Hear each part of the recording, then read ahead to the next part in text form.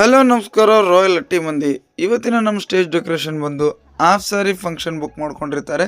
So ನಾವೆಲ್ಲ ಸಾಮಾನು ಹಾಕೊಂಡು ಹೊರಟ್ವಿ ಹಟ್ಟಿಯಲ್ಲಿ ಇರುವಂಥ ಹೆಟಿ ಕ್ವಾರ್ಟರ್ಸ್ ಕಡೆಗೆ. ನಾವು ಲೊಕೇಶನ್ನ ರೀಚ್ ಆಗಿಬಿಟ್ಟು ನಾವು ಮಾಡಬೇಕಾದಂಥ ಡೆಕೋರೇಷನ್ ಪ್ಲೇಸ್ ಇದಾಗಿತ್ತು. ಈ ಡೆಕೋರೇಷನ್ ಪ್ಲೇಸ್ ಬಂದು ಸೆಕೆಂಡ್ ಫ್ಲೋರಲ್ಲಿ ಇರೋ ಕಾರಣ ನಾವೆಲ್ಲ ಹಗ್ಗ ಕಟ್ಬಿಟ್ಟು ಎಲ್ಲ ಒಂದೊಂದೇ ಸಾಮಾನ ಶಿಫ್ಟ್ ಮಾಡ್ಕೊಂಡ್ವಿ. ಎಲ್ಲ ಸಾಮಾನ ಮೇಲೆ ಶಿಫ್ಟ್ ಮಾಡ್ಕೊಂಡು ನಾವು ವರ್ಕ್ ಮಾಡೋಕ್ಕೆ ಸ್ಟಾರ್ಟ್ ಮಾಡಿದ್ವಿ.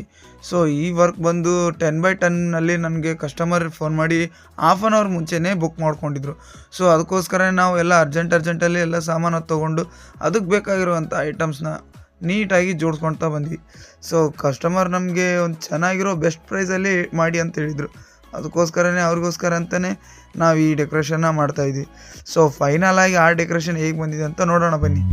ಪ್ರೀತಿಯ ಊರ ನಾಯಕಿಯೇ ಮುತ್ತಿನ ತೀರ ದೇವತೆ ನನ್ನ ಉಸಿರಿನಲಿ ನಿನ್ನ ಬಿಗಿದಿಡುವೆ ಉಸಿರಿರುವವರೆಗೂ.